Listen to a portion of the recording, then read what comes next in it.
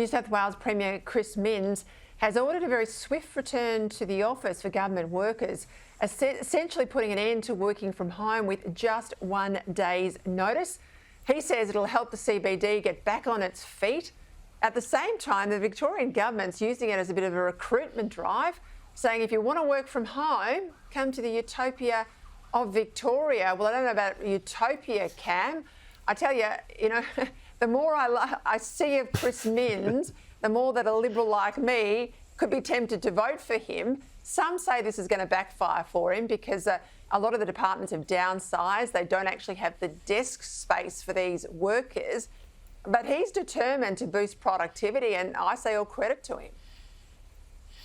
That's the word, Peter. The P word is productivity. There's a real economic reason why the Premier wants to get people back to the office, because you look at the numbers, productivity, that's when you particularly break it down to, say, the amount of output or the amount of work you do in an hour. When everyone got sent home at the beginning of COVID, for the first 3 months it shot up because people thought, how good is this? I can work from the couch, I can work from the balcony or the backyard. And then everybody did it for a while and productivity went through the floor, and it's pretty much stayed that way ever since. So the economic argument does stack up to try and get people back into the office. And it's good for businesses in the CBD too. As an ex-Sydney-sider, I can tell you there's not a great deal of life in the CBD anymore. So I think, Peter, look, there's not a lot of work from home in industries like ours. I would probably have Sky News on at home anyway, but for a lot of people, if you're in any other job, you'd probably have the Olympics on, make a cup of tea every hour. Fridays, I'd work from the pub. So, look, I think this sort of thing does make a lot of sense. I might add, though, in Canberra, you've got some departments, Tony Burke's old employment department, 70% of workers work from home. And there it's in EBAs that they can work from home full-time, so 5 days a week. So that is extraordinary. Let's hope they have a wake-up in Canberra as well. Let's go to Queensland. Stephen Miles, the Premier up there, is attempting to buy off voters, we know, with these 50% public transport fares.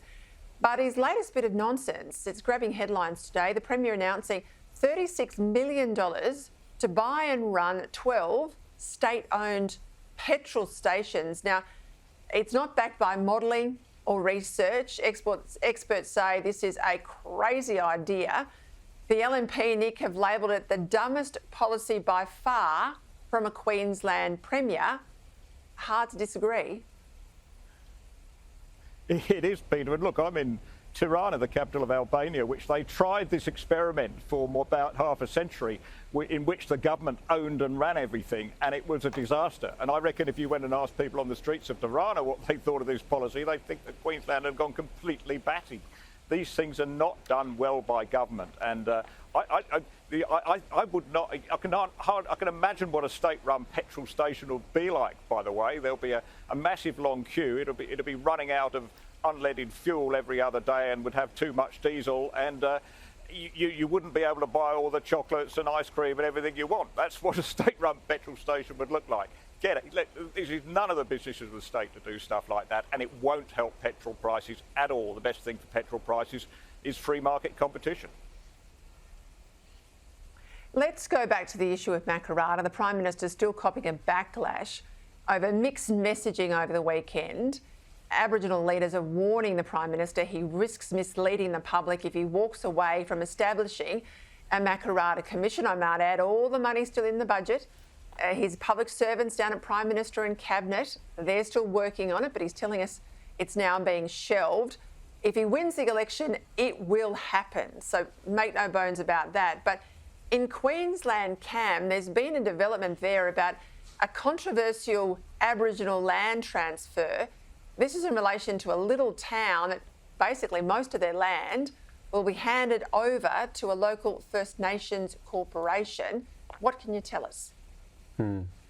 Yeah, I know you've been on top of this issue for many months now, Peter, as it's developed. This land dispute really between the local community, the government, also the Indigenous groups in the region about the transfer of this land. Some say that as much of 90% of the town could be handed over. The council disputes that figure, but this all comes back to the theme. I've just come back from the Garma Festival, Peter, in northeast Arnhem Land, where one of the themes of that festival was about this shared decision making between local Indigenous communities, between governments and communities. And if any one of those is left out, that's where things fall apart. You now have in this case to try and sort it all out. The State Ombudsman has been brought in to go through the paperwork and perhaps be involved in a final decision being made. But it kind of comes back to that central point. The community says they weren't consulted on this and now they're rebelling against the decision. I feel that if that is the case, well, you should have just gone back and got everyone on the same page, and then perhaps you could have worked out a way of getting a solution. But it appears if that hasn't happened here,